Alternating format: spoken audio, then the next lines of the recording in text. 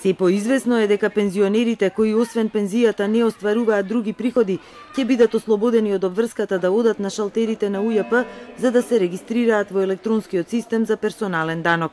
Министерот за финансии Тевдовски ја најавува оваа можност, но сепак топката ја префрла во управата за јавни приходи, вели, оваа реформа е незина работа, но човечки ја потенцира тој на старите и изнемоштени граѓани да им се излезе пресрет. Управата за јавни приходи во моментов работи на разгледување на решение за да им се овозможи, значи да им се олесни на пензионерите кои што немаат дополнителни приходи надвор од пензиите, за практично дури да немаат ни потреба да отидат во управата за јавни приходи.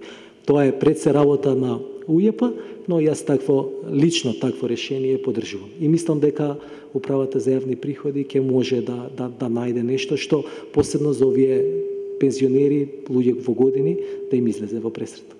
Можноста за дополнително поедноставување на постапките за регистрација за оваа категорија граѓани ја потврдуваат и даночните власти.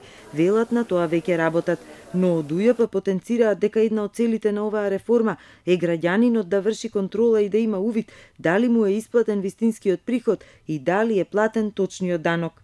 Без пристап на граѓанинот до сите негови податоци на едно место, граѓанинот нема да може да контролира дали исплатувачот на приход на вистина го платил данокот во негово име и за негова сметка, ниту да контролира колку данок плаќа на државата и дали е тоа точниот износ кој го платил или треба да го доплати. А токму ова го овозможува предполнетата годишна даночна пријава и системот персонален данок за пријавување и плаќање на персоналниот данок. Овој проект го стартуваше претходната власт, а е поддржан со пари на ЕУ, со цел да се подобрат услугите на УЈП кон граѓаните.